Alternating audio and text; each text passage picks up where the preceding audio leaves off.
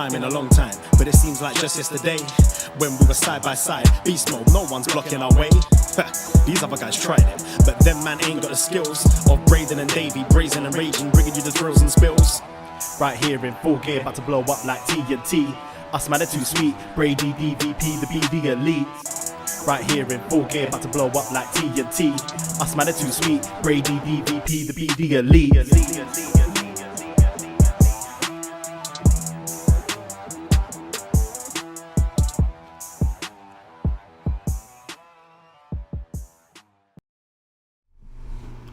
Hello. Hello, hello, hello. Braden Herrington here with Davie Portman for BDElite. You found us on the Up Next feed wherever you find your podcasts, and we are live on twitch.tv/upnextpodcast and youtube.com/upnext. Yes. Hello, Twitch and YouTube room. Hello. Yes, we are the BDE. We are usually your NXT friends.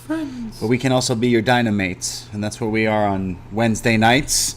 And that's what we're here to talk about is some Dynamite. All about some AEW. Yeah, AEW. A lot to talk about on the road to Full Gear in a few weeks. Are we going in Full Gear? What does that entail? Quite before I say yes or no. I don't know. Like whatever you want it to be. Like, well, they made it a joke a few years ago that you just show up in your ring gear. In your underwear. Pretty much, isn't it? Yeah, your Speedo. But I don't know the weather will be as cold as what we're used to here in Toronto, in Newark, New Jersey, but still don't think it'll be warm enough to quite pull off my usual Speedo look that we rock all the time. We go full gear. Should we try out a new Uso look? What's our new Uso look? Oh, the post line. Isn't it? Yeah, the post line. Yeah, we so posty. So yeah, I mean, Full Gear is in just like a week away. There's still one more Dynamite next week to kick off to end this whole trip to Full Gear. Oh, and two more Rampages. Oh yeah. Rampage. Yeah, right. So we're gonna be at Full Gear. So reminder, anyone going to the show, definitely reach out. You know, all the DMs are open and all that stuff. But most importantly, you know where the pre-show is, because during the day in Newark, New Jersey, Post Wrestling 5-year anniversary party. Oh boy. Yes. It's going to be a riot. It's coming up. It's so close. The 5-year anniversary of Post. Wow, that rhymed.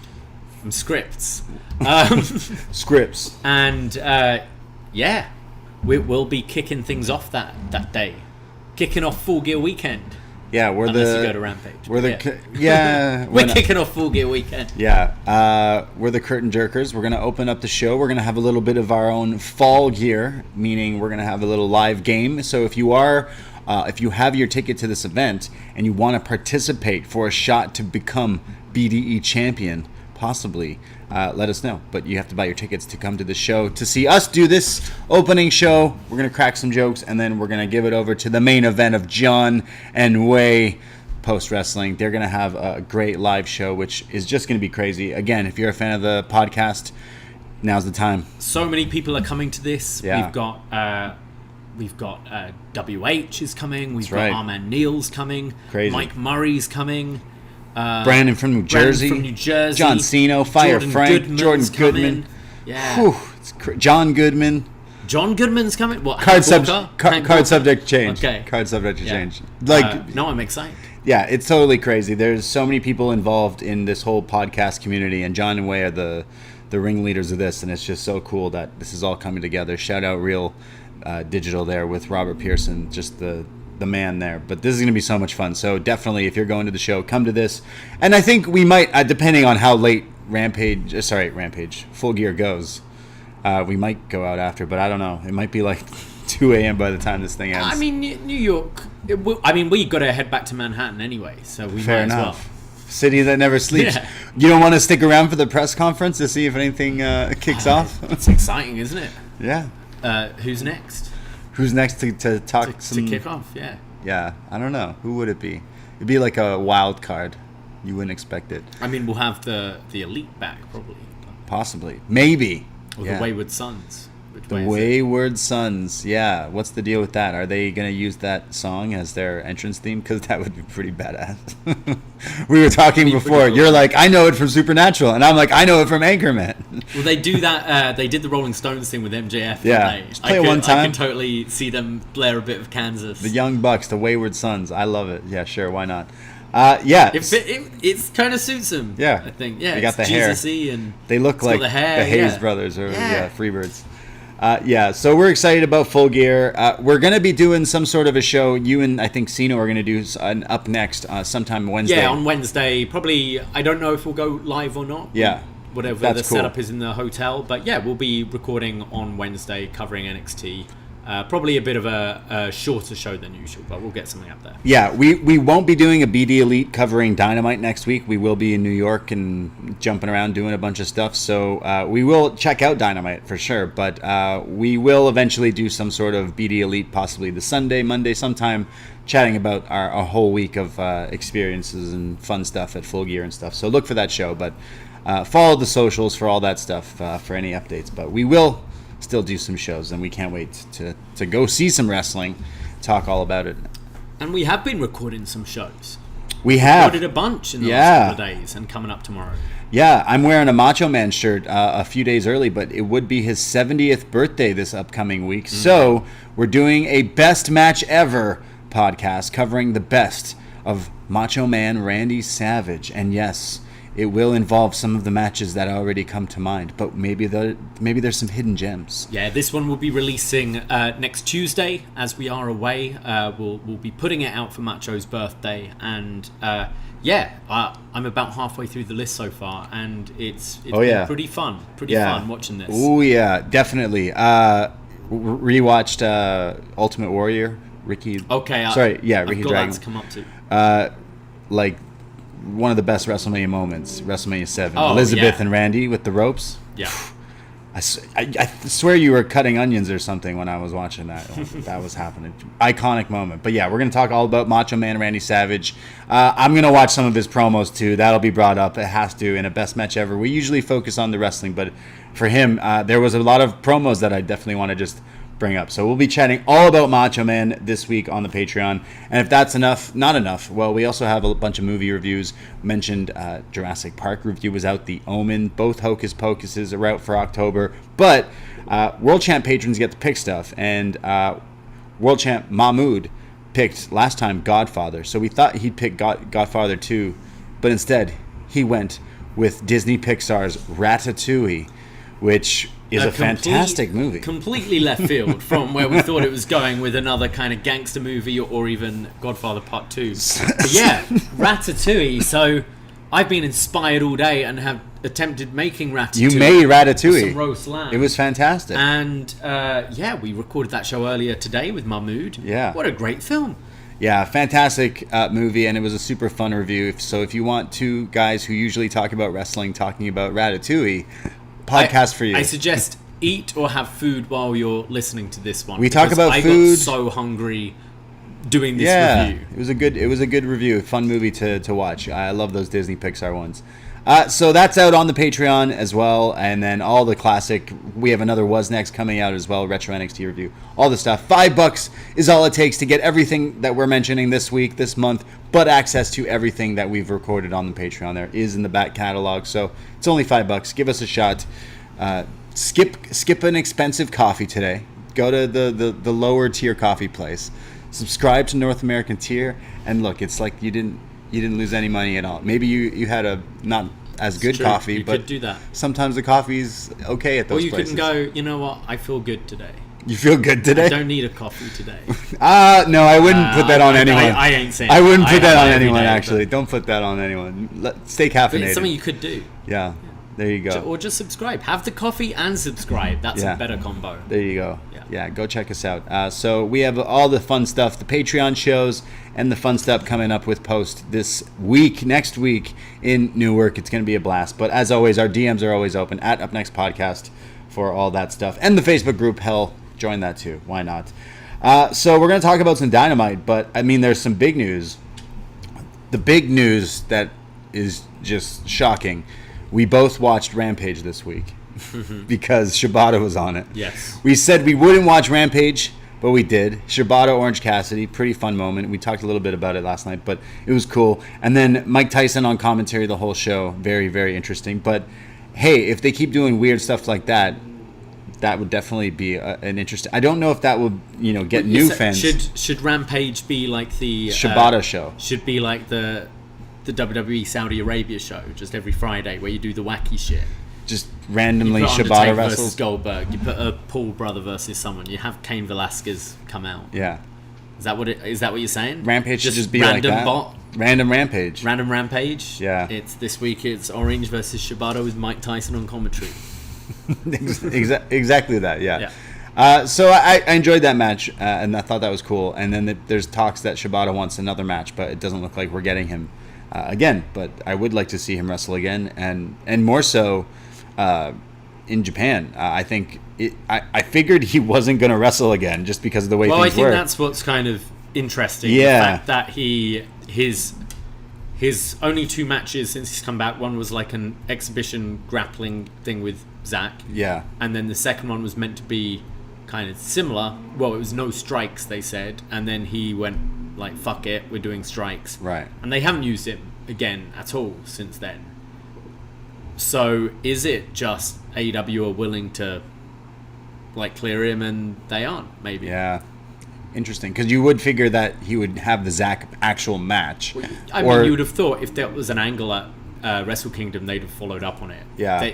They barely, I don't think they've used him at all. No. So it's like, I would think you go with Ren Narita versus Zack Sabre Jr. just because I think he's stepped up and had a great year so far. But still, kind of like weird that AEW uses him, but would like to see him wrestle again, then selfishly. They just cleared Paige tonight. Yeah, there you go. So Clear everybody. It's fine. Yeah, it's all right.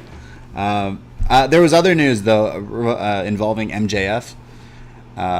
He's cast in that movie, which is crazy. The Iron Claw. The Iron Fist. I think that's something different. The Iron Claw, the Von Erich movie. That's right. Zac Efron, the guy from The Bear, and now MJF. This movie has everything we ever needed. This sounds great. Yeah. I'm super looking forward to this, and a lot of shots of Zac Efron coming out looking like yeah, the internet's going off on Zac Efron. That hair, man. That hair's wild. It's an interesting looks like look. Lego hair. You know, like it sticks on the top of his head. It's a look, but I'm super hyped. Not even as a wrestling fan, just like this is wrestling. Movies are interesting. It's a pretty good cast. Yeah, and like that is huge for MJF. Yeah, I figured really I feel like Zac Efron being attached to this, and that guy from The Bear. I feel like this is gonna get some attention, outside of the wrestling world for sure. So that's huge for MJF. That's a big. And he's good. I think he could be great. Yeah, people called him the fake Miz, but here he is jumping into like a pretty big movie. What it seems, I imagine this is in theaters. Hey, even streaming things these days is pretty cool. But this movie already had some of our attention, and now adding MJF is just like, whoa, that's crazy. So good for him, man. I could see him totally making a jump to Hollywood, just because he's like the best talker, and usually that's the way it kind of goes with the best talkers, kind of going into that direction. But super cool news from there. And then there's something else I can't wait to come out. I don't know if we're going to do a review of this, but we just might. Is this Violent Night? Violent Night? No, what's that? That's the David Harbour John Wick Christmas Santa Claus thing? Yeah, right. Yeah, we should. 100%. Every time they play that commercial, which is like, it's too early for Christmas commercials, but they play that, and I'm like, all right, that does look like it's pretty fun. So maybe, possibly. But that's not what you were talking about? No, I was talking about the Teddy Hart documentary series that's coming out. Did you watch the trailer on this? I've not watched the trailer. I've heard about it. Okay, so it's a WWE attached series. Okay. With Blumhouse doing documentaries, and WWE's partnered with them to supply footage and do work with them in making this documentary. It's going to be on Peacock. It's basically like Tiger King meets pro wrestling kind of thing. Wow. But watch the trailer. Okay. It's at first I'm like, that's no, I don't want to watch that. And then I watched the trailer. I'm like, wait, sorry. So it's going to be one of those shock doc kind of things. Yeah, but it has a little bit of everything for us wrestling fans. Teddy Hart, murder, cats. It's just Oh yeah, there are cats in it as well. Well, I said murder, and you were more shocked at the cat. No, I'm just thinking. I see where your head's at. Yeah, what's important? There's cats in it. Yeah. Yeah, I can't wait for that to come out. So we might have to. Sino, who's on Shot in the Dark, which you should also listen to on this feed. He was talking to me about that, and he's like, "Yo, you need to review it." So maybe me and him. I feel like it'll be a fun chat, but interesting that WWE is attached to it. That's so strange. Yeah. Yeah. Well, no, I guess. I mean, how involved are they? Because there's obviously footage. Yeah. Maybe that is something like they wanted footage Yeah. from when he was, because he trained there, right? Like Yeah, wasn't he signed something crazy young? yeah, There's I think things so. attached So to the they story. probably Yeah. got like footage of him and stuff that maybe they requested. I imagine he's Or are they okayed it producing himself. this? I haven't really I looked. like you have to okay it himself, right? To guess, do yeah. this. So yeah, very interesting. I don't know though. I can't say I know a whole lot about Teddy Hart Saga. I know he likes cats. I know he's been like blacklisted in wrestling, it seems, and now there's a documentary. So maybe it'll. I mean, these documentaries are somewhat like reality shows, right? You never really know what is being stretched or. Right. And what relationship is he? I have no idea. A Hart, is he actually related? I don't know. I think he is it? Yeah. Yeah, I grandson. figure So who's his? Is he? He's not Natty's brother, is he? No, that she's a Night. No, she's a Neidhart. Okay, yeah, true.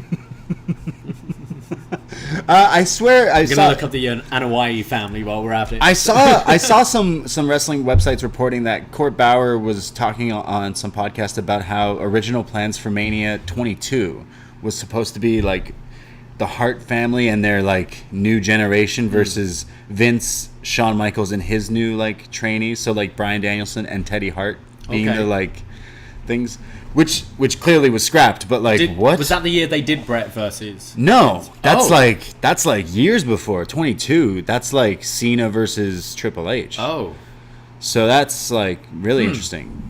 I found that crazy. yeah. I found it even crazier. I heard Conrad Thompson joking that Shawn Michaels was paid around $3 million for his last match in that Saudi show. I was like, Right. good for you, Shawn. Yeah. Love it.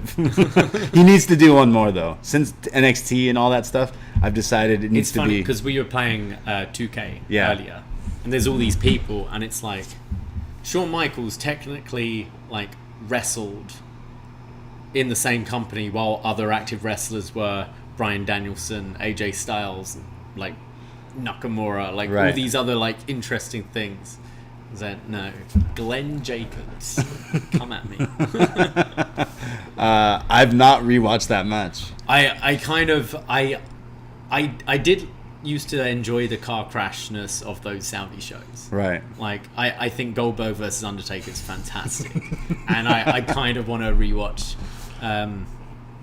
the Shawn's. You want to I watch it remember later? Shawn being pretty good. Really? They had a "we're too old for this shit" moment, didn't they? A few, I think. Because Triple H like ripped his chest. We're gonna off. put it on later. Yeah, are we watching it later? I wanted to watch the Weird Al movie, but we might watch that instead. It's Yeah. fun. Kane's wig comes off, doesn't it? What a match! Wow, we're gonna watch along. Yeah, fuck. Yeah, good stuff. So I guess we can talk about what was going on tonight on AEW, which was from Boston, Yeah. which had a lot of people thinking, hey, maybe Sasha Banks is Maybe going to Sasha show up. debuts. I don't think so, though. I think the War Games is a... Yeah, that Fair, seems to make sense. yeah, Naomi assessment. and Sasha. Yeah, for sure. Well, we go to Dynamite from Wednesday, November 9th, 2022. Like I said, from Boston.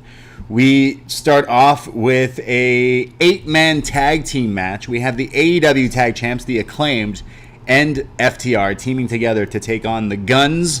Don't call them the Gun Club or the Ass Boys. And Swerve in Our Glory. And right off the bat, Keith Lee seems to not be so cool with Swerve here. He doesn't really give him the fist bump. He doesn't really like the Guns either, does he? He's on the bad guy He's team. like, why am I on the bad guy team? Yeah. It looked like he was just upset. Yeah. Maybe he was wondering where Rick Ross was. Yeah. I was. Yeah. He was so good last week. Come back. He was so good last week. Everyone's like, wow. You should be doing that. A lot. Yeah. I need him to talk about Wingstop. Well, we do need that. Hook and Action Bronson tag match, don't we? Which is like crazy. I actually, I used to listen to Rick Ross and Action Bronson a lot, and both of them used to be really bigger guys, and both of them in the past few years have like really slimmed down, but also kind of got like kind of jacked. Yeah. So like that it could work. They come from different paths, but also similar ones. It'll be like Omos versus Braun Strowman. 5 stars. Yeah. Yeah. I'm joking. I did not watch it. We go to. We'll talk about Braun. Someone mentions him on this show. We'll put that on after. No, we're good. No. Hunter versus Kane and the Undertaker, and then Braun versus Omos. Yeah, all right. We start off with this. We're not going out tonight. We're not going out. We're saving our money for New York. We are, yeah. We start off with this 8-man tag, and the Acclaimed come out. They also have a little bit of a rap here. Max Caster mentions that Swerve in Our Glory is taking L's like Tom Brady. He then mentions Herschel Walker, and then says that for messing with us, we're going to make you sorry, just like Kyle Irving, because he had to say sorry for some things. So lots of topical things brought up here. And I like Cash Wheeler was there just like, yeah, what he said. Pretty much, yeah.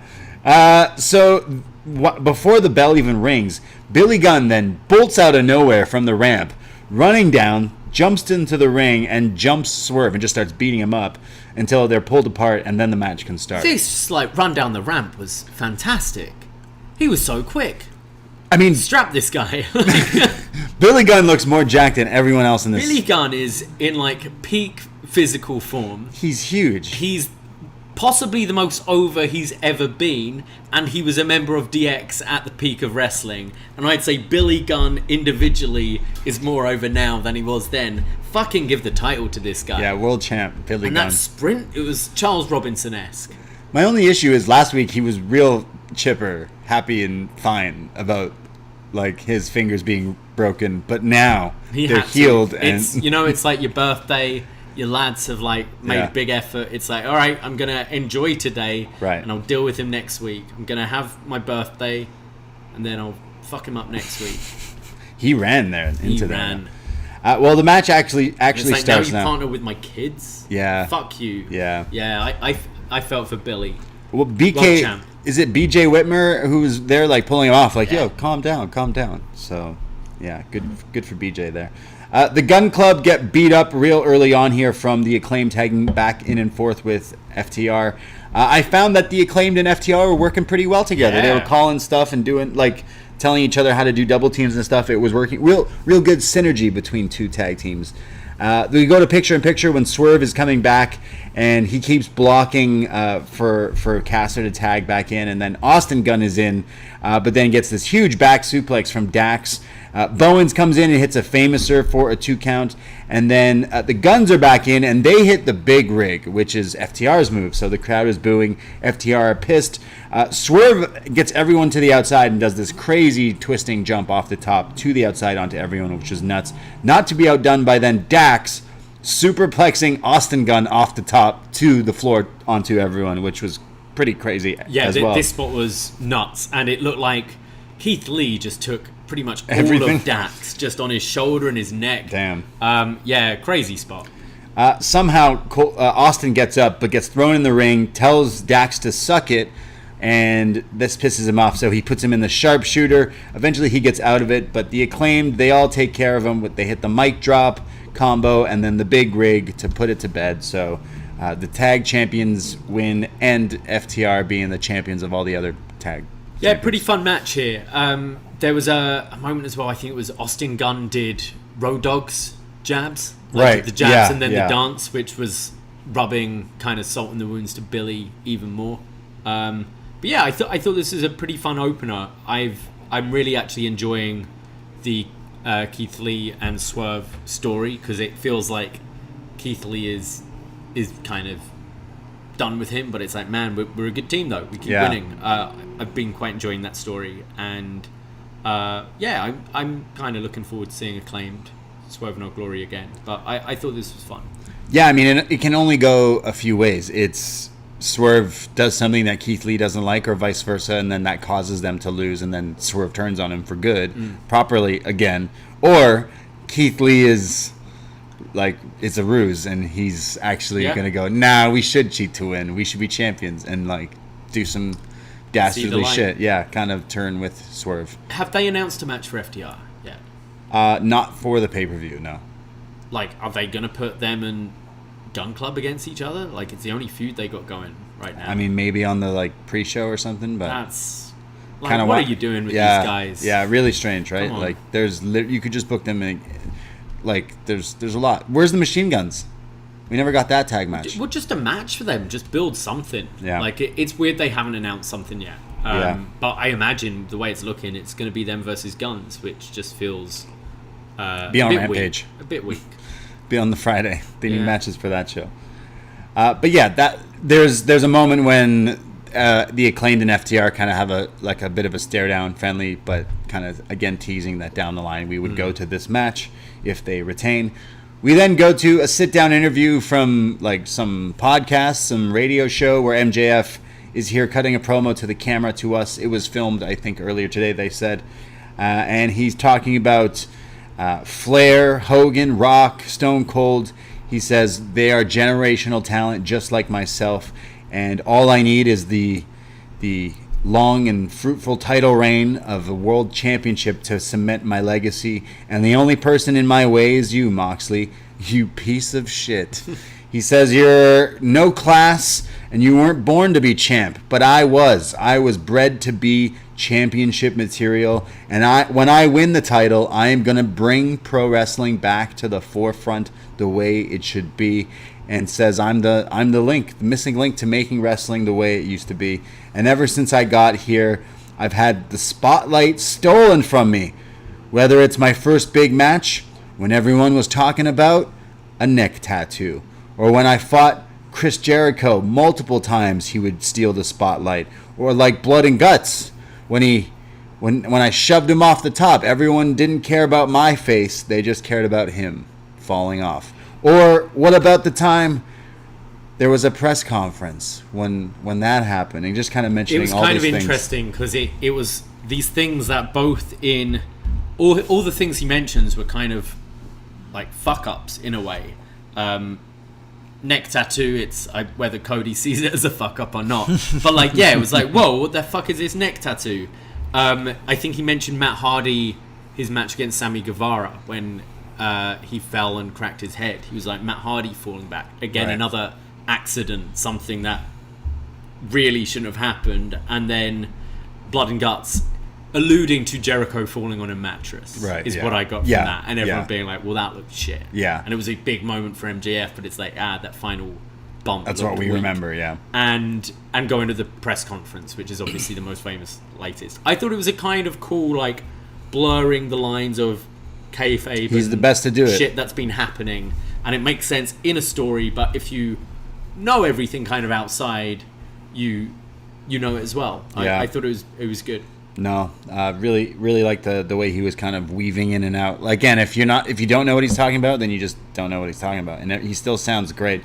He then talks about in his neck of the woods, Newark, he's not going to be waiting for someone to steal the spotlight. He says, I'm going to grab it, and he says, I'm going to beat you, John. I'm going to pull everything from inside me, and I don't need that diamond ring because this time the devil's going to get his due. Fantastic promo, as always. Broken record when this guy talks. What I also like with this was it's kind of, he is that sort of Miz character in a way, but he makes it make way more sense than just be like, I'm Hollywood. He's kind of saying like I'll be the one to go to these interviews, to do the Tonight Show, to do all these flashy, glamorous Hollywood things, but I've got the wrestling to back that up. And I'm actually going to make wrestling as a thing a bigger deal with me being the champion. Yeah. Rather than Mox, who isn't really that guy. I think he's a great champion. But if you actually want to elevate AEW on a whole like entertainment mainstream level, is Mox the guy to do that? Probably not. Is an MJF? Yeah, you can totally see him in all those settings. So I thought it made that kind of almost tropey like Hollywood gimmick actually make so much sense. Yeah. Which I loved. And like when we get Mox later, just the juxtaposition of those characters I think is brilliant right now, and I'm so much more intrigued in this than I was their first match a year and a bit ago. Yeah, I mean, every time this guy talks, he's so good.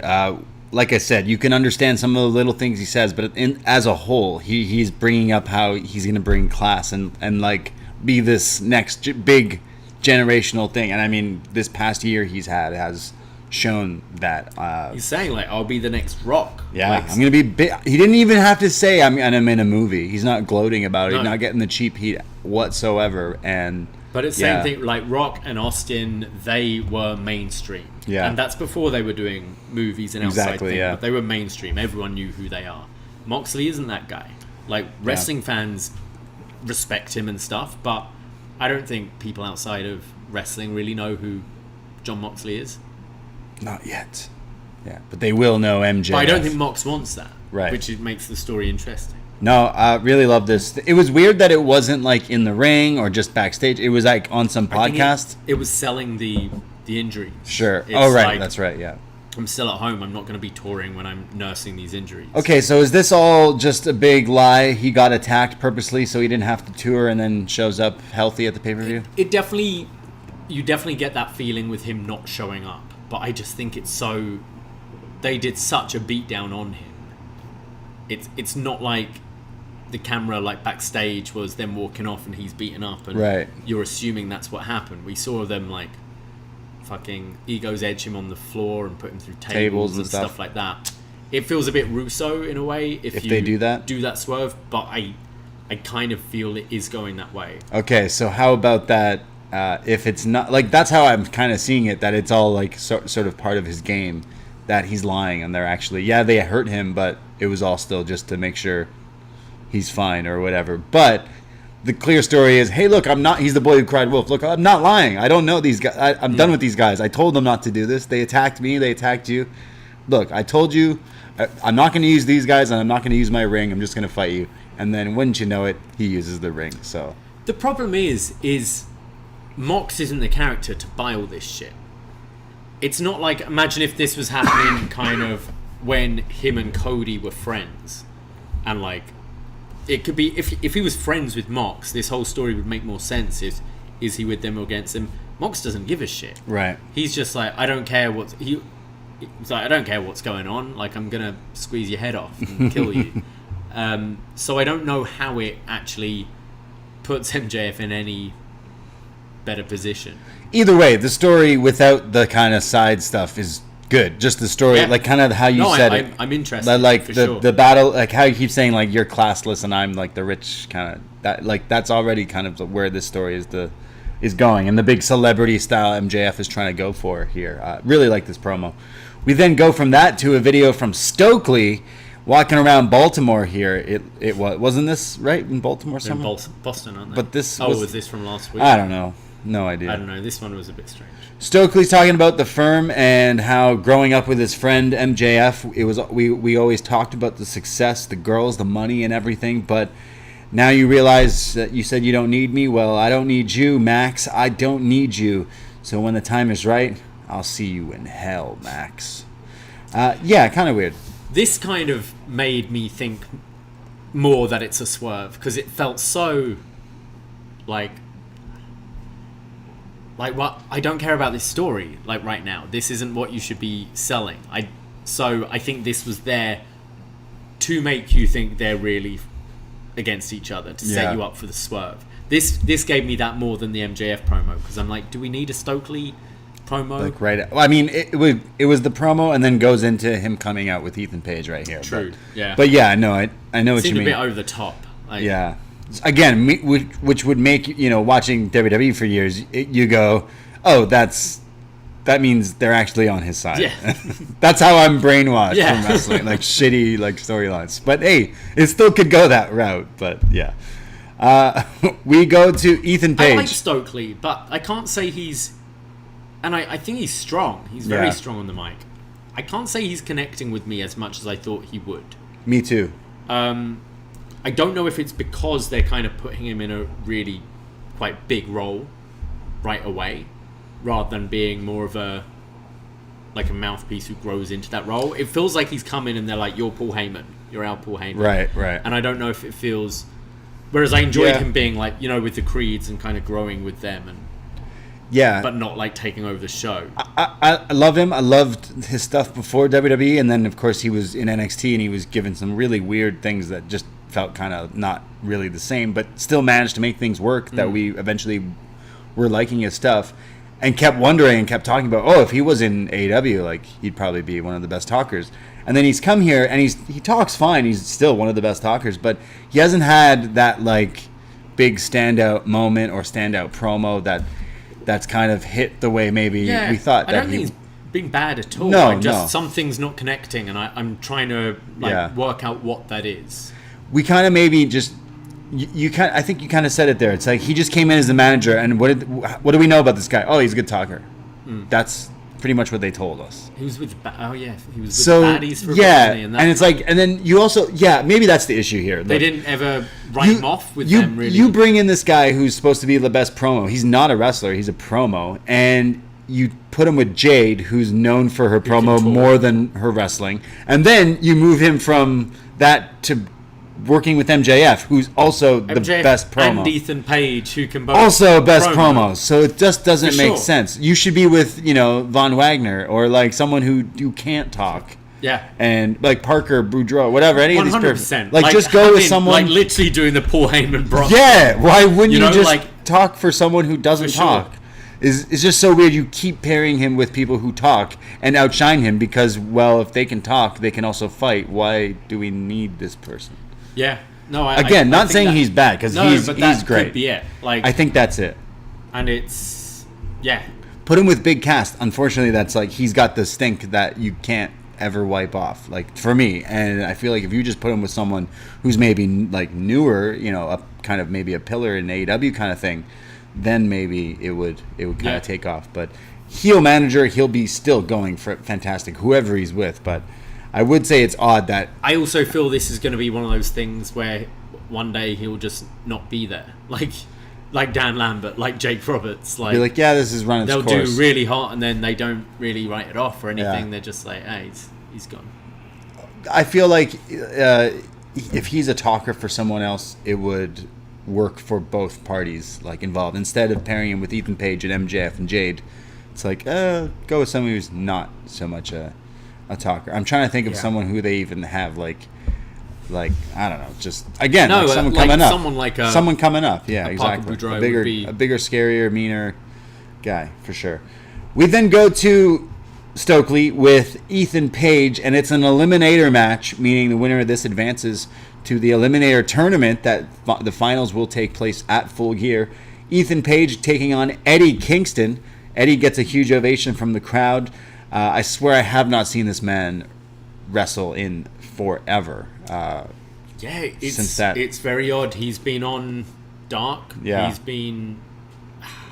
He's been like backstage at Rampage, in backstage segments, but they've called him off big time. Eddie hits a series of chops on Ethan Page, and then Page turns it around and starts putting the boots to Eddie here when we go into commercial. There's Eddie hitting overhead exploders and then locks in the plum stretch early on, but the ref is distracted by Stokely, so Ethan taps and Eddie thinks it's over, but the ref didn't see it, so Eddie gets beat down again by Ethan Page here. He goes for the Hurricane, but it's missed and then hit by a huge pump kick for a near fall. And then when they're fighting up top, Ethan Page hits an avalanche, meaning off the top, Ego's Edge, the Razor's Edge, off the top on Eddie Kingston, getting the victory and advancing in the tournament. So Stokely's boy, Ethan Page, beats Eddie Kingston. Which hey, Ethan Page is awesome, and I'm happy that he's finally getting kind of some shine and some TV time and stuff. But I would say it's just the thing that kind of puzzling me is the Eddie Kingston thing. Yeah. The reactions, the fact that he's been over, went from being a real big key player organically to just not. It's very odd because, he was in the position where this whole Jericho Appreciation Society thing is his story, and it's like Danielson and Claudio have just been like, thanks mate, we'll take it over from here. And it's very odd, because he was so hot and still gets a great reaction from this crowd, and at one point he felt like lightning in a bottle, I thought. Yeah. And it's really been since that whole Sammy saga backstage where they've really cooled off on him. Yeah. And they're trying to tell this like anger management story, which just, there would be, you look at this eliminator tournament and you look at that a few months ago and you could go, oh, I can buy them building to Eddie versus Mox at Winter is Coming, like the two best friends going at it, Eddie with all this steam. But when they announce this match, it's like, oh, well, it's Ethan Page is in this MJF story. It's going to be Ethan Page. They do an angle with Ricky Starks later, but I still feel it's probably going to be Ricky Starks as well. And it looks like they're going for like, let's give something new a bit of a try, which I'm all for. But yeah, Eddie, what he's just floating about. Yeah, he should be a way bigger. Probably won't even be on the pay-per-view. No. It'll be in a pre-show really random weird thing put together. I just think it's odd. Yeah, I just think it's odd. I mean, someone who came in and just took it and ran and just killed it and everything and got he got the ovation that he got. Like he made that. He got that himself. And to keep seeing that, like again, he comes out a huge reaction. So put on a good match as well. Like I really like kind of the like closing stretch of this match where they're like ducking each other's kicks and there's the Dr. Hurricane and that Ego's Edge was crazy. Page does have that kind of Razor Ramon thing about him where you go, oh, he's actually bigger than I think he is, and does quite a few like actual big man moves. I like him a lot, and I'm kind of glad they're kind of giving him a bit of steam right now, but it is puzzling, the whole Eddie thing. Yeah, I feel like Eddie could be in a whole other feud with someone and be a big major key. Like a year ago, it was Eddie CM Punk. Yeah. As one of the big feuds. And that match, fucking awesome. Eddie Jericho, another pay-per-view banger. Like, it's just really weird. He's going to be probably not even on That was Full Gear, wasn't it, last year? Yeah, Eddie I think Punk. so. Yeah. When Eddie warned us. Yeah. About CM Punk. I've rewatched those promos back. It's very interesting. Oh, they've all warned us. Yeah. Well, Eddie lost, and Ego's going to the finals of this tournament, so he'll face the winner of the other match. But we go to Renee backstage with the Dark Order, and maybe that's another thing. Tony's like, just like, fuck you, pissed off Punk, Eddie. You were the first one. You did it. It's all your fault, Eddie. This. Everything was fine until you said something, Eddie. And then you got in Hangman's ear, and Hangman said something. And then you got in WH's ear, and then WH said something, and it all fizzled out. No, don't drag Eddie into this. It's not Eddie's fault. Don't blame Eddie. I still see them turning around for Eddie, but I'm just puzzled that you have a star who's over. Yeah. Why not use it? I feel that's a big thing with this company at the moment. Is there's a lot of really great people, and I don't know if you're doing the best. Making the best use of them. You could say that with a lot. Danielson, like this Danielson, what is it? The 4-way, I'm sure will be a fantastic match. But really, is that the best use of a Danielson right now? Especially when you've just lost a CM Punk, when your Omegas have been off TV, when Hangman's injured. Really sticking him in a 4-way with Sammy Guevara and Claudio, and like I'm sure it'll be a great match, but just weird. Well, backstage, the Dark Order, remember them? They're hanging around, and in comes Andrade and Jose. Oh, wait, sorry. Andrade's not there. Meaning Roosh is now Andrade. Roosh is Andrade. What's going on here? All of a sudden, the business... But they haven't told us anything. No! So, like, all of a sudden, Roosh is like, so anyways, the Andrade family office... Andrade's not being mentioned. Bro, you're not even on TV, so what is this? Yeah, so bizarre, and just... I could scrap this right away. If the dude's not here, just have Roosh wrestle a match. Don't mention this Andrade family office. Just say so stupid. Just have Roosh say Andrade's gone away on business and I'm taken over or something. But it Didn't does say feel that. like you're watching, and if you were super casual, you'd be like, wait, where's the other was guy? that the guy that was That's doing not the this? guy that's doing that. Where's the other guy? Did But he where got is he? hair? I'm like, Yeah, really weird. I just feel like I'm not necessarily asking to hold my hand in your programming and your television show, but you need to explain that just this guy's come up not with here. something, yeah. Don't. I feel like by the end of all this, it's Jose's just going to be there forever, and he's just going to rotate. Why don't you just have? Isn't Roosh in this tournament? Like, just have Roosh go, yo, I'm gonna fight in this tournament, and I'm gonna win the title. I'm here. I'm not here to. He has a crush on Preston Vance. That's the whole thing. Him, Jose, and Andrade. Yeah, I don't understand they're this. sweet for Preston. Yeah, I don't know. The best thing was John Silver calling him a Roosh bag.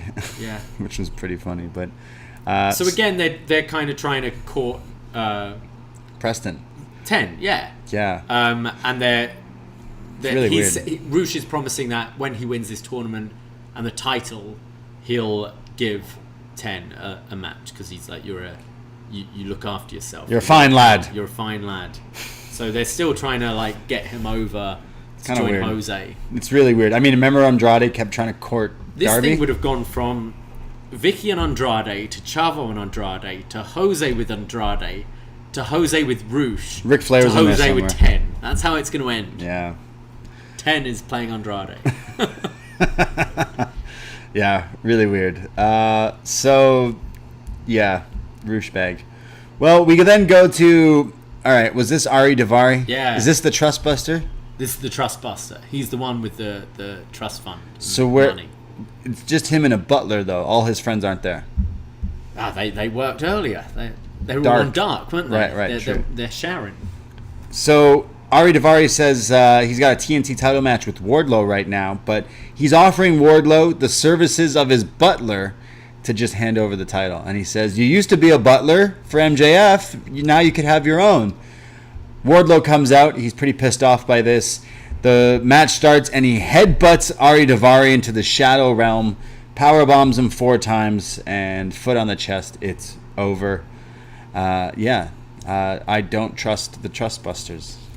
No, I mean this was nothing, but it's all to really get Wardlow to come out there for the next segment. So I was fine with it. I thought the power bombs looked pretty. They look it pretty still nasty. Works, yeah. The headbutt looked pretty crazy. After this, Wardlow calls out Powerhouse Hobbs and says, "Look, why don't you come face to face like a man if you want to challenge me?" And well, Hobbs comes out, and Hobbs is on the ramp staring down Wardlow. And Wardlow says, Hobbs, I'll give you a shot, but it doesn't matter. I'm going to take every title in AEW. I'm going to be every champion. Yeah, that's right. Samoa Joe, standing behind Wardlow, hears this and goes, oh, yeah? And turns on Wardlow, or at least I think so. The camera randomly cut to Hobbs. It was really weird because they actually had this shot great. Because Yeah. they had the split screen with Hobbs on the ramp and Wardlow and Joe. So when Wardlow, like, you're watching Wardlow talking to Hobbs, but you're seeing Joe is kind of like Staring at him. Really? Every championship? So I thought that was shot great. And Yeah. then as soon as he did the attack, they cut away. It was bizarre. Yeah, strange. So Joe attacks Wardlow, puts him in the coquina clutch and chokes him out. So what this looks like to me, what we may have here is what we like to call maybe big lads wrestling at Full Gear. Maybe a triple threat, big sweetie men slapping meat TV unification match. I think so. There's way too many titles right now, and especially when you don't have a actual show for Ring of Honor, do you really need What TV are singles champions Yeah. in Ring of Honor? Let's get rid of this on title. AEW. Let's get rid of the TV title. You can unify it with the TNT. I can see them doing the Garcia Jericho match to unify those titles. So you just consolidate it to the world title for ROH. Yeah, now. that makes If it's sense. not getting a TV deal anytime soon, like, sure, have the ROH Championship, the ROH Women's Championship floating around. The rest we don't need to worry about for now. Yeah, so I would imagine Full Gear is a triple threat kind of winner take all of these two TV, the TNT title and the ROH TV title. I think so. And I think it's also a good way to have Hobbs walk out as champion without pinning Wardlow. Okay. So I mean, it's either Wardlow or Hobbs that would win this match, but yeah, you would think so. But I think this sounds pretty good. That could be all right. I think Joe needed something to. We were talking about him last week. It's like he hasn't really done anything. Done anything to excite us. I think this is good. Joe's a great heel. I think the angle was pretty fun. And Hobbs has been on fire. I kind of like the stuff with Wardlow kind of giving Hobbs respect for coming out this time, and he's like, yeah, you're a worthy challenger. Like, finally someone stepped up. You're a bitch about it by attacking me last week, but like, you're a guy. And even that is kind of Joe being like, yo, what about me? What about Joe? What about me? What about Joe? I think those three could have a pretty sweet match. Yeah, I'm intrigued in this. I just like Hobbs' Reinforce the ring. You might need it. You know? I just like Hobbs' theme. So powerhouse. Just want to hear it more often, being he should be champ. We go to Jade and the Baddies. Remember when Jade was the undefeated TBS champion? Yeah. She still is, but doesn't have her title weeks after weeks. She can't get it back from Nyla Rose, who's been holding it captive now. Jade and the Baddies. Jade says, well, you know what, Nyla? You've been having open challenges with my title. It doesn't matter. I'm going to show up on Rampage and kick your ass. So that's happening. And this match is now at the pay-per-view. So yes. Jade versus Nyla. Yeah, made official. I hate stealing titles gimmicks, but sure. Like, yeah. I don't see Nyla winning this. Yeah. Just another win for Jade. I think so too. Yeah. We go to Britt Baker coming down to the ring. Pretty big reaction. She is wearing Matt Hardy pants. That's the best way to describe them. She wore these last week, I think. V1 pants. Not even, just Matt Hardy Boys pants. Well, Tony Schiavone's in the ring and introduces a face-to-face conversation with Saraya, who comes out here. And, well, it is a face-to-face here. And, we have Saraya start off by saying, everyone wants to know what I'm out here to say and is wondering, am I cleared to wrestle? Am I this? Am I that? Well, I have to be honest. Unfortunately, for Britt, I am 100% cleared, and AEW is my house.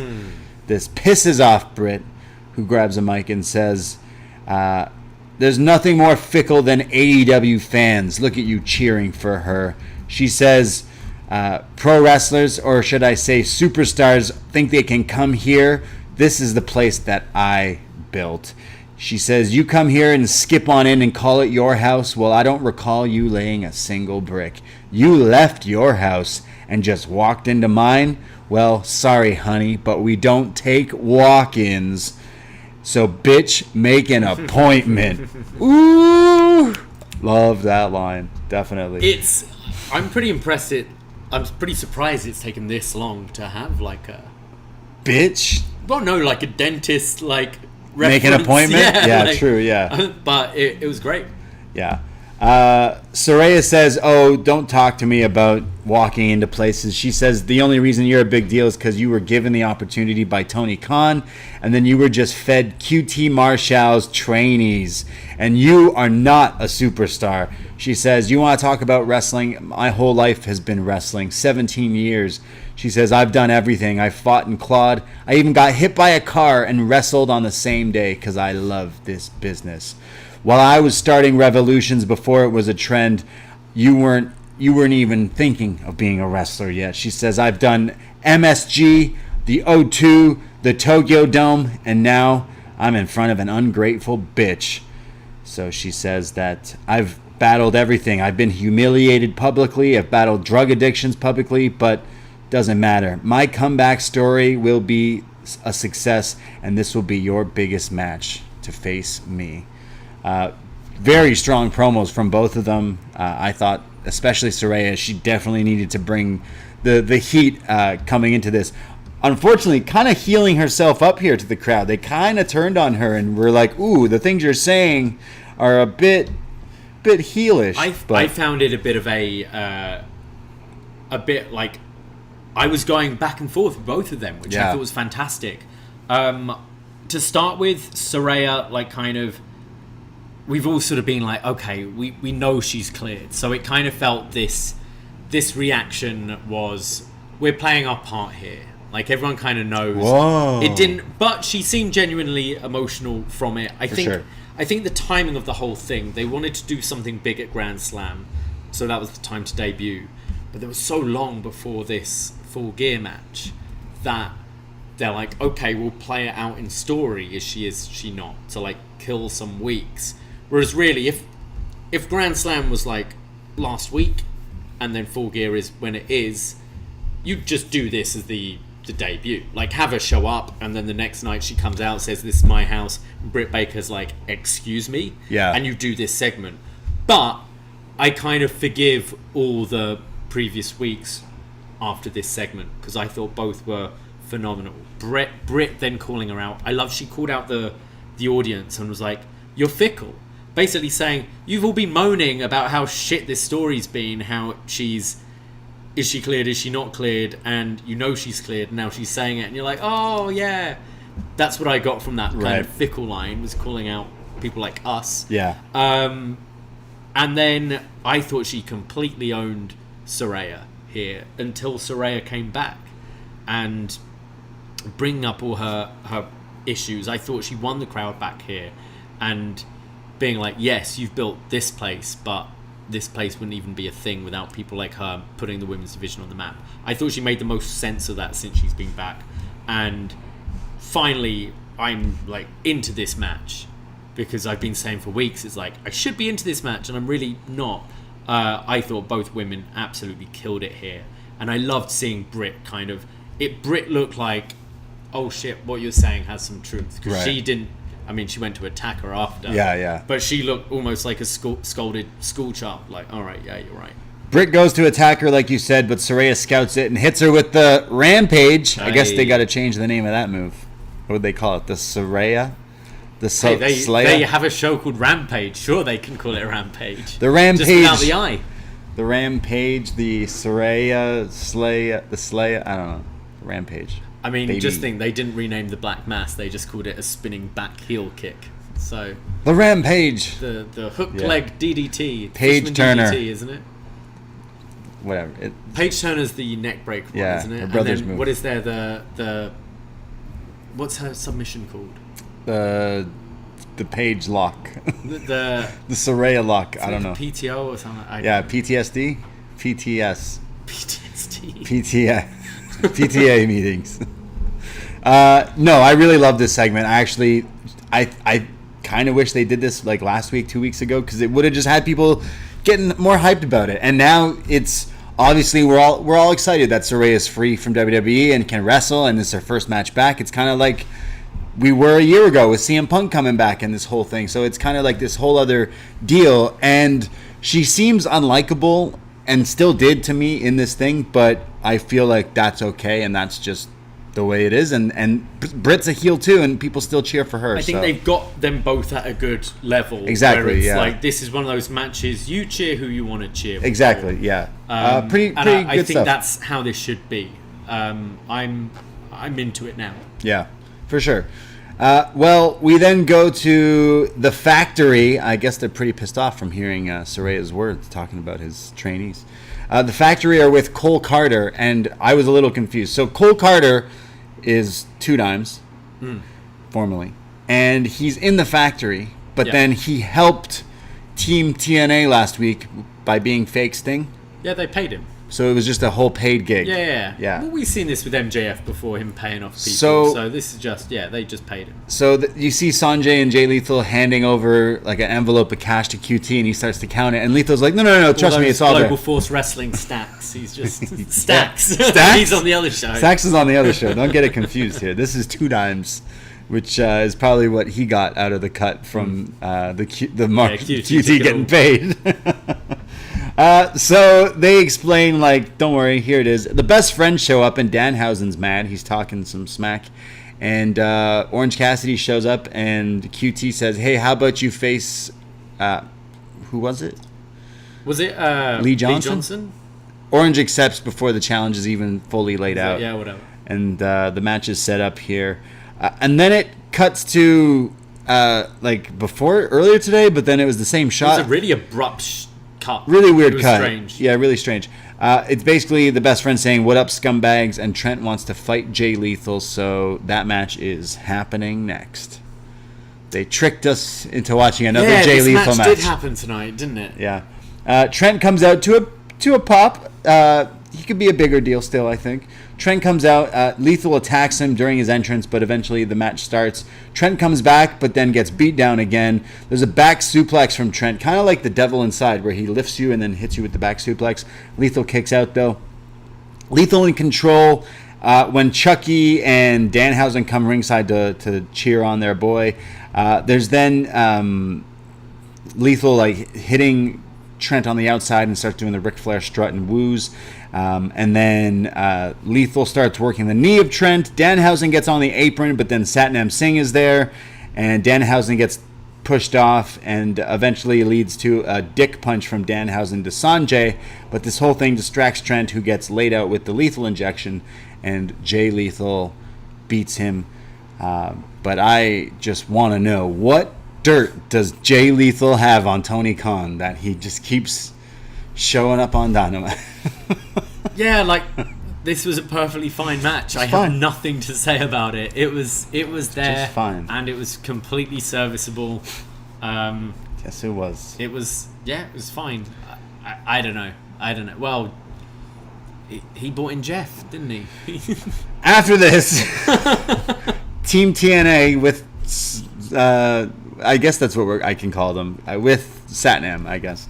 Sanjay has the mic. He takes it away from Tony and says, "I told you I was bringing in a friend, but you didn't expect it to be a Hall of Famer, Jeff Jarrett." Out comes the last outlaw, who grabs the mic. He says he is the last outlaw and says that he's here and he's taken over. He says he was the first one to sign Jay Lethal to a TV contract because he knew he oozed the machismo.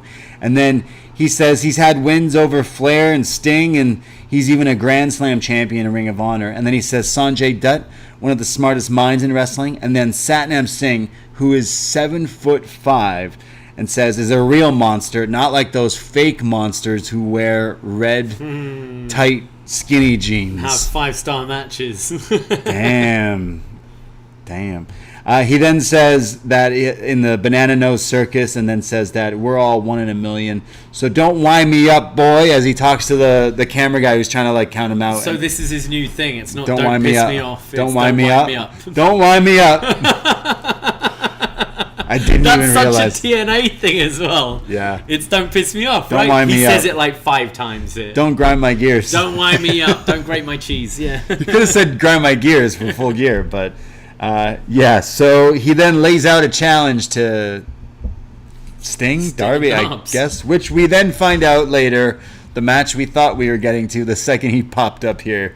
Sting and Darby versus Jay Lethal and Jeff Jarrett at Full Gear. So I think this is yours as well. First time I've ever seen Jeff Jarrett live. Yeah, I think I went to a TNA pay-per-view and he wasn't on the card. So I mean, yeah. If this is like a 2-week feud with this match, I'm perfectly fine with this. I think this sounds fun. I thought he was actually pretty good in Ric Flair's last match. I thought he was great. Yeah. I kind of like this.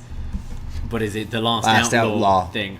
I like his theme. I get to hear his theme line. My world. If it continues after Full Gear, then we'll have words. Yeah. We'll have words. But again, like when you say Carl Anderson's the luckiest man in wrestling, I think it's this guy. It's definitely this guy. Within a week. He's been there a week and he's got like an actual pay-per-view match, an actual job, and a pay-per-view match. Booking live events. Eddie Kingston's like, yo, what the fuck? So far they say it's just a tag team match. Does this still mean Sting can jump off something? Of course he's jumping off Excellent. something. All right, make it no DQ, you cowards. Don't wind me up. Oh, no, I know the spot. What is it?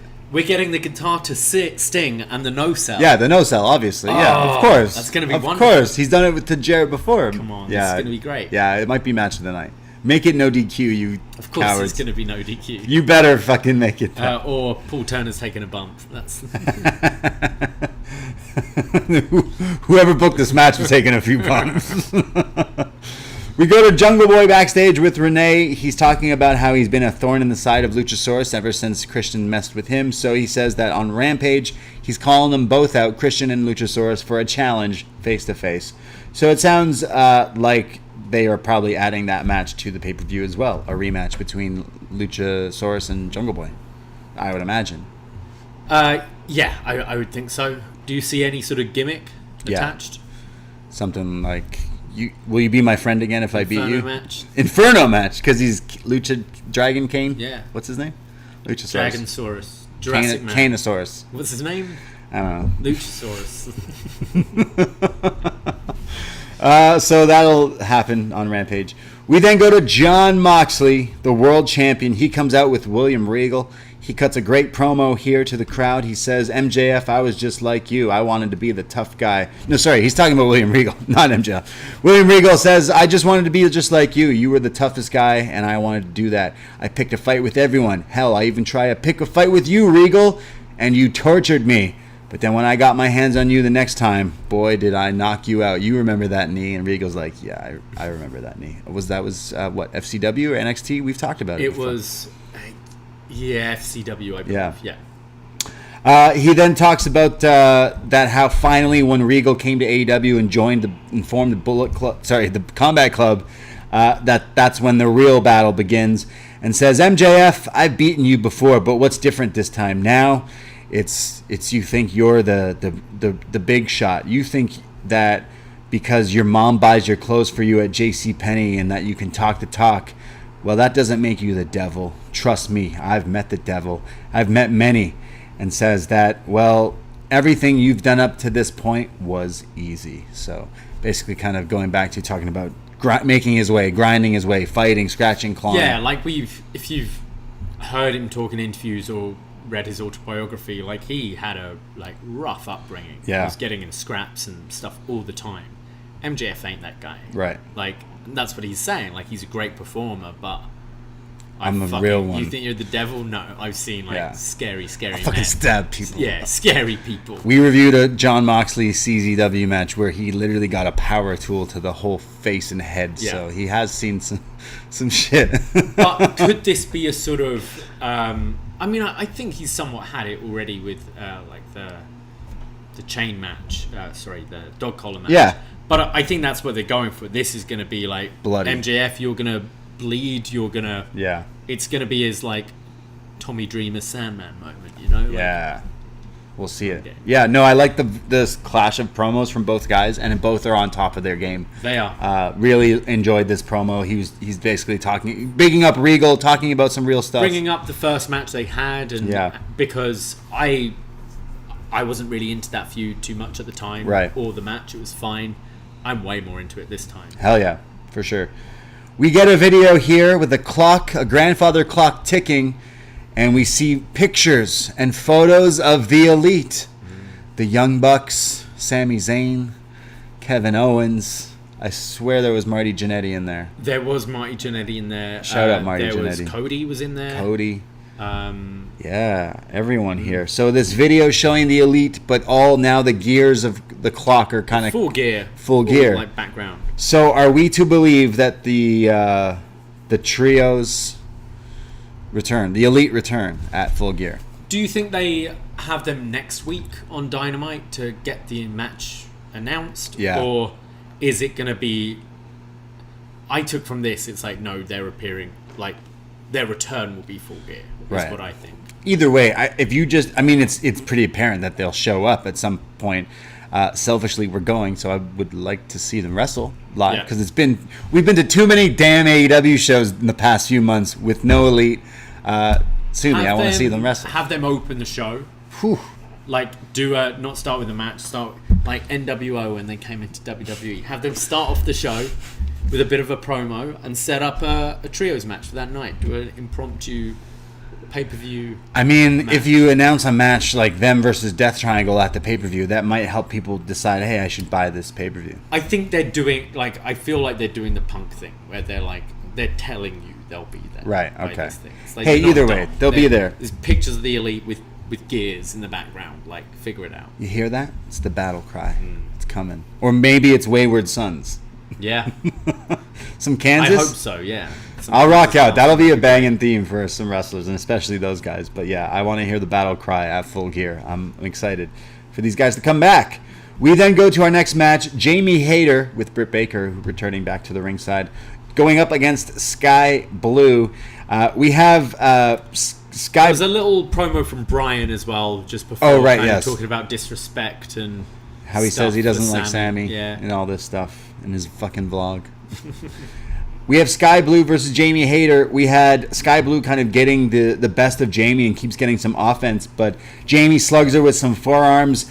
And every time Sky Blue gets in the offense here, Jamie shuts her down. And then finally, Sky runs the ropes, countering Jamie, but then Britt sweeps her leg, which then Jamie hits her with this huge backbreaker and just comes back in control here. Eventually, we have Sky Blue coming back after commercial break, hitting a code red, which was pretty huge. I guess she should call it the code blue, really, because that's her thing, is she's blue. Mia Yim calls it that. The code blue. Oh, yeah. So, yeah. But it wasn't enough to put Jamie down, and then Jamie just picks her up, dodges something, and hits her with the Hater Maker? It was the a really Rainmaker? nice. It was like an electric chair slipped into a wheelbarrow, countered, and reversed into this. Yeah, Rainmaker. I thought it was a really nice finish, actually. Looked great, and Jamie puts her away here. So Jamie looking strong for her match against Toni Storm at Full Gear, which should be great. Yeah, I think you put the title on Jamie. Whoa, you mean the interim title? Yeah. Right, yes. I think Toni keeps it, but Jamie will get some crazy reactions. She's just been super over with the crowd, but love that finish here. Sky Blue's someone who's pretty good. She keeps getting put. This is strong. Yeah, she's put in, like, obviously in these matches. I don't watch Dark and stuff like that, but I imagine like she's getting better and better. But yeah, good showing. We then go to Brian Cage cutting a promo talking about Dante Martin and how he's going to face him on Rampage. How excited are you? Dante Martin versus Brian Cage. That could be all right. That would be pretty fun, actually. Yeah, I think. one jumping around off the other one. Yeah. But all right. Cage kind of matching him. Yeah, he could with do flippy shit. He can do some flippy shit. I'll do a 632. Yeah, I'll do a crossbody to the outside. Yeah, Doesn't matter. actually, that sounds pretty fun. We go to Alex Marvez. He's your favorite, right? Oh yeah. He's trying to get a word in with Ricky Starks, but Ricky has been attacked by Lance Archer, who just smashes him against like one of the like garage doors, and says, "Hey, look, everybody dies." Yeah, Marvez is so awkward in this. It's like it cuts to him and he's like waiting. Let me take you here. Oh no, you won't believe what's happened. It's like this second of him frozen. But anyway, is this writing off Ricky, or is it just putting him, giving him in that like real like beaten up underdog babyface who's fighting from beneath? Yeah, like he's just gonna come out with his head and taped still up beat his him, ribs and still win. Yeah, or is this writing him out the tournament? Yeah, I can't see that. I can't see that. Yeah, that would be kind of cheap. So, but yeah, Marvez is so funny. Who does he know? How did he get here? I forget. Is it Jericho? Tony Khan's he's friend? got another job, hasn't he? He's been around for a long time. He's great. Main event time. 2 out of 3 falls. Bryan Danielson versus Sammy Guevara. It's his time to shine. Danielson, Sammy, they have announced a match for Full Gear. It's a 4-way for the Ring of Honor Championship. Danielson, Claudio, and Jericho. Oh, and Sammy Guevara for the Ring of Honor title. Yes. Very strange 4-way, but again, it could be an amazing match. Just kind of strange. But we have the 2 out of 3 falls between Danielson and Sammy here. We have Danielson just lighting up Sammy early on with a crazy series of chops. His chest is already red. There's a drop kick and kip up combo from Danielson, and then goes to like tope, but Ty on the outside just like blocks him. He goes ringside to chase Sammy, who then just belts a steel chair at Danielson's fucking head here. This, like, he launched it, and this is right by the crowd. Like, you could if this missed. Yeah, it looked really good. This busts Danielson open, but it causes the DQ for the first fall. So Danielson gets the first fall technically because of the DQ. But this is now Sammy smelling blood, just beating down on Danielson. He's busted him open. He puts him in the ring and hits the go to hell, the kick to the knee to the head. Looks great all the time. Yeah. I think every time he does it, he kind of nails a different part of the head. Yeah. Which makes it look... It looks nasty. I don't know how you do this move, but it looks great. And Danielson just selling it like death. And Sammy pins him, so it's a fall apiece here. I always quite enjoy the sacrificing a fall to get a full thing, to like really get on top. Yeah. Well, the match continues now for the final fall. Sammy's just beating down on him here. Danielson comes back with a diving headbutt miss, and then Sammy puts him in the label lock, like a crossface here, kind of teasing him. But Danielson gets out of it. As Sammy goes for the double jump cutter, he gets hit with a Busaiku knee in mid-air as they go to picture-in-picture. Eventually, Bryce ejects Tay from ringside here, so it's just a one-on-one encounter. I guess Jericho is off for his 52nd birthday. Pardoning it up, possibly. Or is he on the Masked Singer? That's possibly. Yeah, true. Yeah, could be true. this giant flamingo. Match continues here. Brian puts him in a tree of woe, and Sammy has nowhere to go and just starts eating these kicks from Danielson here. Eventually, there's a flying knee from Brian, but then Sammy hits a shooting star press to Brian onto the outside, which is pretty cool. Brian comes back with crazy kicks to the chest, lighting him up, and then a Poison Rana for a near fall. Danielson hits the Busaiku knee, but then is put into the walls of Jericho and the Lion Tamer from Sammy. There's craziness back and forth. The GTH is countered into another Busaiku knee. Somehow he doesn't capitalize, so the match continues. He decides to do the I'm going to kick your head in. Yeah. So he goes to stomp him. Somehow Sammy counters some move. This is some Halloween Havoc 1997 Rey Mysterio type shit here. Danielson has the double wrist lock for the stomps to the head, and he does that Ray leap up onto the top rope into a moonsault into a DDT. It was crazy. Just insanity. Very that Eddie Ray match for sure. Tony Schiavone called that match 25 years ago and was calling this one, and then when they hit that move, all the commentators were like, "What the hell?" Somehow Danielson gets out of that. He counters the GTH again. Hits Sammy with a series of elbows, puts him in the label lock. Sammy is struggling, crawling to get to the ropes. Danielson had enough of this, puts him in this double arm trap, label lock, cattle mutilation type move. Sammy passes out instantly. The ref waves it off, and Danielson beats Guevara. I thought this was a great match. I enjoyed their first one, but this was leagues ahead, and I thought Sammy Guevara has had we've said, I said the other week, I can't really get into him at the moment because I just find him annoying. I think everyone does, and I think he's lost a lot of something. But this match kind of reminds you how good he is, and I love that. I always love that "you still suck" chant after a cool move. It's almost like, man, okay, that was good there. But we hate you. We're mad at you at the moment. We're mad at you, but that was good. I thought this was great and really helped elevate Sammy Guevara and actually make him feel like he should be in this match. I also, an issue sometimes with 2 out of 3 falls matches is it's like, how did you get those 2 falls so quickly? Yeah. Doing spots like this, it makes sense. Everything made sense. It didn't feel rushed, that you're rushing through falls.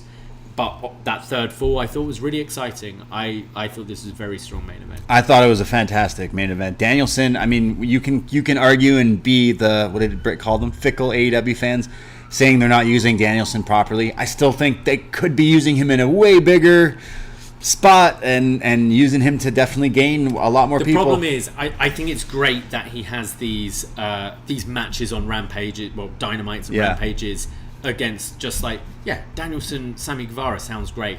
But then when it comes to the pay-per-view match, it's like, oh, but it's still kind of on that level. Yeah.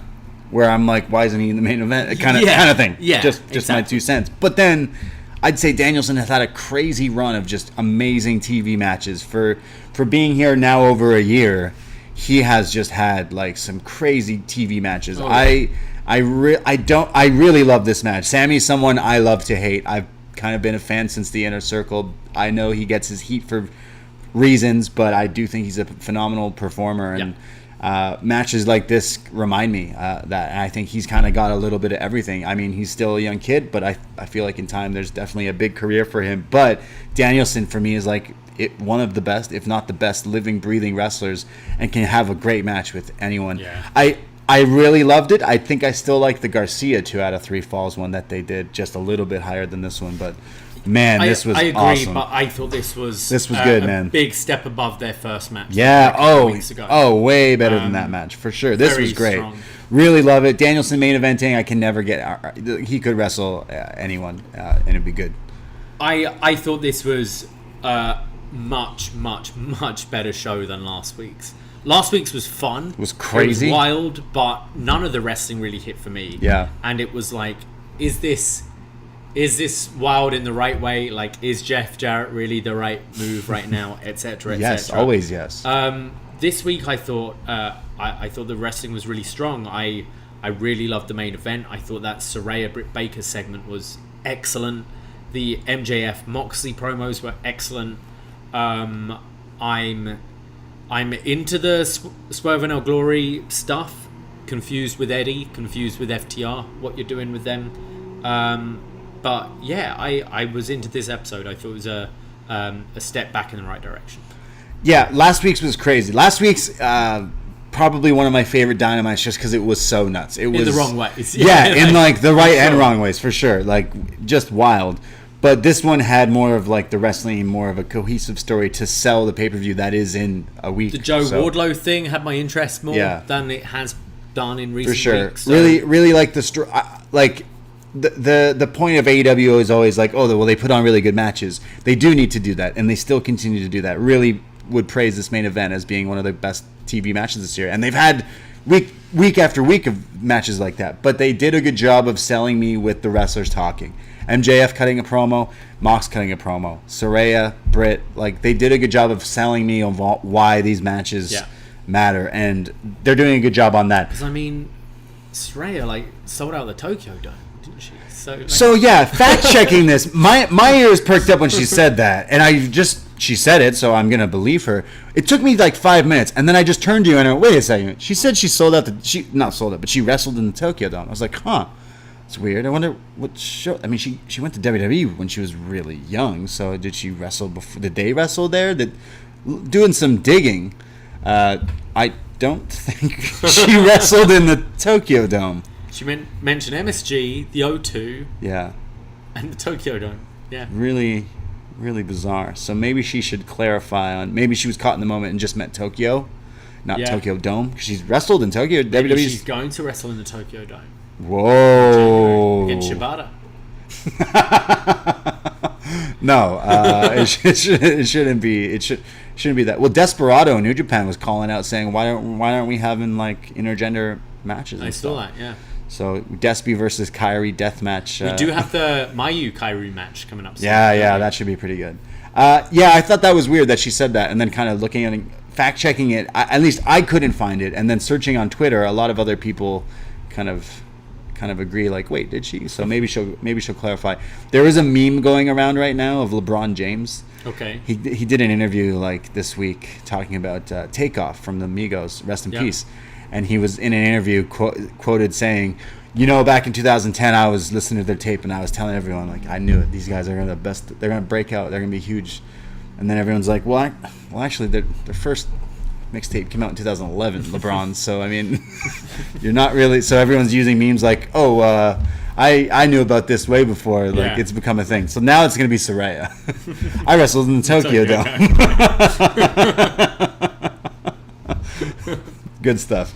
I like this episode. It got me hyped for Full Gear. I know we're going to the show, but I'm not as hyped for it as a card as some of the past cards. I feel like this year, when it comes to their pay-per-views, they're still not the strongest, I would say this one has been a better booked show, as in, like, the stories going into it. Sure. I feel the last few have been very... I mean, the last pay-per-view was literally the week of we had the confirmation of what the main event was. Right. I think they've done better this time around solidifying it, but it's those, are we using the right pieces in the right way still. But I think they're still going to put on a cracking show. I would hope that they add the Elite, some sort of maybe trios match, the Death Triangle, that gets them on the card as well. I would love to see that take place, but I feel like there's something with the teasing of the Elite and all that stuff. They would have to be somewhat involved on that show. So yeah, I'm not saying I'm not hyped for the show. Just like the card is still looking pretty good. Hater, Tony Storm, Acclaimed, Swerve in Our Glory, Moxley, MJF is the main event. Like, there's some good stuff. So, can't wait. But yeah, we're gonna be on our road to Newark, the many saints of Newark. We shall be known as we show up next week, not only to go to Full Gear, but the post wrestling 5-year anniversary party. Yes. It's gonna be insane. Join us there. It's going to be a great week. I'm very excited. It's gonna be a fun week. We're gonna be in New York. Let us know if we're in your hood. I'm gonna find all the ice cream trucks that sell weed. It's gonna be great. It's gonna be a fun time. Yeah. Hey, thanks to you people for listening to us. Again, follow all the socials for everything, and check out patreon.com/upnext. $5 North American tier gets you access to almost 500 podcasts at your fingertips. So go check it out. And hey, maybe I just can't. I love you guys, but free stuff is for me. Hit that subscribe, hit that like, write a nice review. All the little things help us out that way too. Tell a friend. Yes. Tell Your 5. mum, your grandma. Tell your mom. Everyone. Yeah. Go Like check and it out. subscribe. Hell yeah. There we go. Thank you guys. We love you. I myself, Braden Herrington. Follow me on Twitter and Instagram at @TheBrayD. And you can find me at Davie Portman. Follow- Not quite verified yet, but one day official. $8? Have you heard about this official one now? What do you mean official? So they've done this whole, like, you pay $8 to be verified. Yeah. And everyone's like, what? So anyone can be it now. But now, like, to be, like, what used to be verified is now official. Oh my and it's God. a different kind of tick. Aye. Which is still, like, if you get to that more celebrity level. So now anyone's just buying a blue tick. Right. Wow. But, like, it's ridiculous. I don't get it. Jeez. Wow. So should we get... So yeah, we're getting verified. All right. You heard it here first. We're going to get verified. And final note, if you are going to the post-wrestling thing, we're going to let some knowledge drop about the future of the BDE and the future of Up Next and BDElite and all that stuff. So more on that to come. No, we're not going anywhere. Just we're looking for fun things. Yeah. I don't know what I'm saying anymore. But We should go. cool. Yeah. Yeah. Sorry, did we get verified? I'm trying to do it now, to be honest with you. Thanks, guys. That's it. That's all. Take care. Goodbye. Be safe. And I love you. Ahoy! Oh, I need to log this off. Yeah. Ah!